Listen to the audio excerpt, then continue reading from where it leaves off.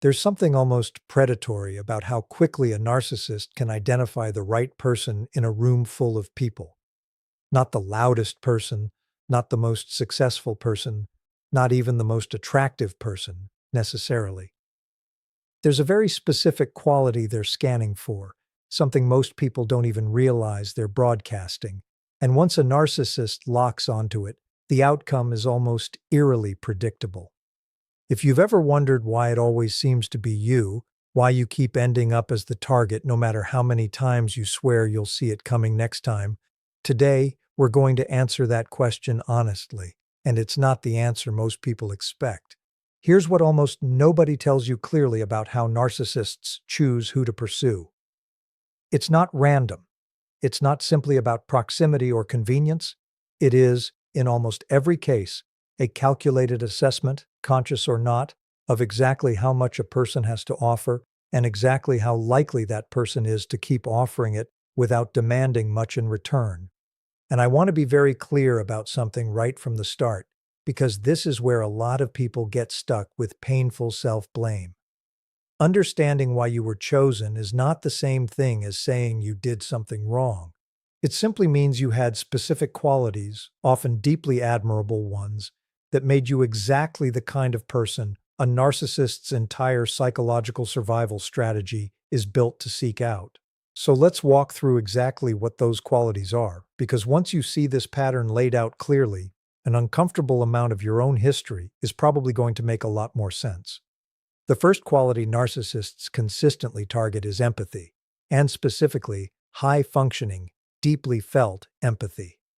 Not just kindness in a general sense, but the specific capacity to feel someone else's emotional state as though it were your own, to instinctively want to soothe distress the moment you sense it in another person.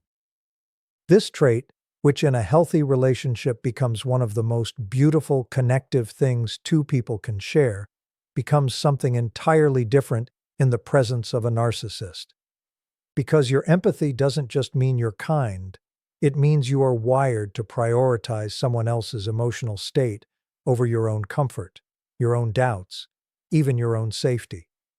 A narcissist can sense this almost immediately, often within the first few interactions, through small tests that most people don't even register as tests.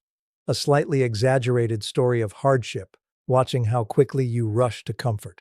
A minor slight. Watching how fast you apologize, even when you did nothing wrong. Your empathy isn't just attractive to them. It's functional. It's the exact mechanism that will later allow them to hurt you and still receive comfort from you afterward. The mechanism that will have you defending them to friends who can clearly see what you can't yet. The second quality is a deep-seated tendency towards self-doubt, specifically the kind that leads someone to question their own perception before questioning someone else's behavior. This doesn't mean you're insecure in an obvious, visible way. In fact, some of the most capable, accomplished, externally confident people carry this exact vulnerability internally, a quiet, persistent habit of assuming that if something feels off, the problem is probably their own interpretation rather than the other person's actions. Narcissists are remarkably skilled at detecting this trait early, often through subtle contradictions, saying one thing and doing another, then watching closely to see whether you challenge the inconsistency or quietly explain it away in their favor. If you're someone who tends to give people the benefit of the doubt even when your gut is telling you something is wrong, you are, unfortunately, exhibiting exactly the trait that makes a narcissist's long game so much easier to execute, because gaslighting only works on someone willing to distrust their own reality over trusting someone else's story. The third quality, and this one surprises a lot of people because it seems, on the surface, like it should be protective rather than a vulnerability, is a strong personal value system around loyalty and commitment. People who take promises seriously, who believe deeply in showing up for the people they care about even when things get hard, who see walking away as a kind of failure rather than a legitimate option, are, ironically, some of the most sought-after targets for narcissistic partners, friends, and family members. Because a narcissist isn't looking for someone who'll leave at the first sign of trouble. They're looking for someone whose own moral code will keep them anchored in place long after most reasonable people would have exited. Someone who will interpret their own exhaustion and unhappiness as a personal failure to try hard enough, rather than as valid information that something in the relationship itself is fundamentally unsafe. The fourth quality is a history of normalized dysfunction, often, though not always, rooted in earlier relationships or family dynamics where love and difficulty were already tangled together in confusing, inconsistent ways. If chaos, unpredictability, or emotional highs and lows already feel like a familiar emotional climate to you, even if that familiarity is deeply uncomfortable, a narcissist's push-pull dynamic doesn't register as a red flag the way it would to someone whose baseline experience of relationships has been consistently calm and secure. Instead, it can feel oddly, disturbingly like home. This is one of the cruelest parts of this entire pattern, because it means the people who most need to be protected from this dynamic, people who've already survived earlier versions of it, are often the very people whose nervous systems have been trained to tolerate, even unconsciously seek out, exactly the kind of instability a narcissist specializes in creating. The fifth quality worth naming clearly is a genuine capacity for growth and self-improvement, something that seems, understandably, like it should be an asset rather than a vulnerability. But narcissists are drawn specifically to people who are willing to work on themselves, willing to reflect, willing to ask, "What can I do better?" in the face of conflict, because that willingness becomes an incredibly convenient tool once the relationship turns difficult. A person who's genuinely committed to their own growth will take feedback seriously, will examine their own behavior honestly, will assume good faith even when criticism feels unfair, and a narcissist can exploit every single one of those admirable traits by manufacturing endless criticism, endless feedback, endless reasons why you need to keep improving, keep adjusting, keep becoming a slightly better version of yourself to finally deserve the stability they're withholding. Stability that, as you'll come to learn, was never actually contingent on your growth in the first place. Now here's where I want to pause and connect these five qualities into something bigger, because individually they might look like a list of separate, unrelated traits, but together they reveal something much more specific and much more important about who narcissists are actually looking for. They are not looking for weak people in the way that word typically gets used. They are looking for people whose strength is oriented outward rather than inward, people whose empathy, loyalty, self-reflection, and resilience are so consistently pointed towards serving and understanding others that very little of that same energy gets directed toward protecting themselves. This is the real pattern underneath everything we've covered so far, and it's the piece that explains why so many people who've been targeted by narcissists are, in almost every other context, remarkably capable, insightful, emotionally intelligent people.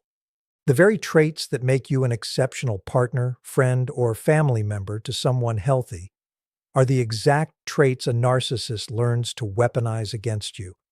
And this brings us to something even deeper, something that ties all five of these qualities together into a single underlying mechanism, one that explains not just what narcissists are looking for on the surface, but why certain people become so specifically, consistently vulnerable to this exact kind of targeting over and over again, sometimes across multiple relationships, multiple friendships, even multiple family dynamics, in a pattern that can start to feel less like bad luck and more like something is actively drawing this dynamic toward them again and again until they finally understand what's actually happening underneath it. That's exactly where we're going next. That deeper mechanism, the one tying together empathy, self-doubt, loyalty, normalized dysfunction, and a genuine drive toward growth, is what I'd call the caretaker imprint. And once you understand it, the pattern of repeatedly attracting narcissists stops feeling like bad luck and starts making a very specific, very traceable kind of sense. Here's what the caretaker imprint actually is. Somewhere along the way, often early, often in childhood, sometimes later through a formative relationship or experience, you learned at a level deeper than conscious thought that your value comes from what you provide for others, and that receiving care, real, unconditional, effortless care, is either unlikely, unsafe, or something you have to earn through constant giving. This imprint doesn't announce itself as a belief you'd consciously agree with if someone stated it outright. Nobody walks around thinking, I don't deserve to be cared for unless I earn it. But it shows up behaviorally, over and over, in the way you consistently prioritize other people's comfort over your own, in the way you feel a strange, nagging guilt when you're the one receiving instead of giving, in the way relationships that require you to do very little to maintain them can feel oddly unfulfilling, even boring, compared to relationships that demand your constant effort and attention to survive. This imprint is exactly what a narcissist's radar is calibrated to detect, because it means you've already been trained, long before you ever met them, to accept an imbalanced dynamic as normal, even as desirable. It means your empathy will show up on cue, your self-doubt will make you question your own perception before questioning theirs, your loyalty will keep you anchored long after the relationship stops serving you, your familiarity with dysfunction will make chaos feel like home rather than a warning sign, and your commitment to growth will keep you endlessly trying to fix yourself instead of recognizing that the relationship itself is the actual problem. None of these traits exist in isolation. They all trace back to the same root, a nervous system trained to associate love with effort and effort with worth. Now, I want to address something important here because understanding this imprint can easily tip into a kind of despair, a feeling of, so this is just who I am, and I'm always going to attract this. I want to push back on that firmly because it is simply not true. The caretaker imprint is learned. It was installed through repeated experience, which means it can also be unlearned through repeated experience, just in the opposite direction. This is genuinely one of the most hopeful pieces of information available in this entire conversation, because it means the qualities that made you a target, your empathy, your loyalty, your capacity for growth, were never actually the problem. The problem was the absence of an equally strong, equally practiced capacity to direct those same qualities toward yourself, to extend yourself the same grace, the same benefit of the doubt, the same patient understanding you've spent your whole life extending to everyone else. So what does healing this imprint actually look like in practice? It starts with something deceptively simple, but genuinely difficult to practice consistently. Learning to notice the exact moment you feel that automatic pull to prioritize someone else's comfort over your own need, and pausing there, just for a second, long enough to ask a question you've probably never been in the habit of asking. What do I actually need right now, separate from what this person seems to need from me? This single pause, repeated enough times, in small, everyday moments, not just dramatic confrontations, starts to build a new pattern, one where your own needs finally register as data worth considering, rather than something to be automatically subordinated to someone else's. It also means learning to sit with the discomfort of disappointing someone without immediately treating that discomfort as proof you've done something wrong. Because if you grew up or were shaped in an environment where disappointing others led to withdrawal, punishment, or emotional chaos, your body learned that disappointing someone is dangerous. Unlearning that requires actual, repeated proof, gathered through lived experience, that you can disappoint someone, hold a boundary, say no, and survive it. Without the relationship collapsing, without the world ending, without the catastrophe, your nervous system has been quietly bracing for this entire time. And it means, perhaps most importantly, learning to recognize the specific feeling of a healthy relationship. Because for a lot of people who've spent years in dynamics with narcissists, healthy connection can initially feel strange, even underwhelming, precisely because it doesn't require the constant vigilance, the constant effort, the constant emotional labor you've come to associate with real intimacy. A relationship that doesn't demand you shrink yourself, doesn't require you to constantly manage someone else's moods, doesn't punish your boundaries, can feel disorientingly like something is missing, when what's actually missing is simply the dysfunction you'd mistaken for depth. Learning to sit with that unfamiliar calm and slowly, patiently, retrain your nervous system to recognize it as safety rather than absence is one of the most important parts of breaking this entire cycle for good. I want to leave you with something today that I think matters more than almost anything else we've covered, because it's easy, after walking through all of this, to feel like the traits that made you a target are things you need to guard against, maybe even suppress. I want to offer a different way of holding this. Your empathy was never the problem. Your loyalty was never the problem. Your capacity to grow, to reflect, to show up for the people you love, none of that was ever the problem. The only thing that needs to change is where those qualities get directed and how much of that same generosity you're willing to finally, consistently extend toward yourself. Because the goal was never to become someone harder, someone more guarded, someone less capable of deep connection. The goal is to become someone whose depth of care finally includes themselves in the equation, someone who can offer all of that same empathy, loyalty, and grace to the people who deserve it, while no longer being available as an easy target for the people who don't. If this helped explain something about your own history that's felt confusing or repetitive for a long time, know that you're far from the only one untangling this exact pattern, and there's a lot more we can work through together as we go. Make sure you're subscribed because we go deeper into this every single week.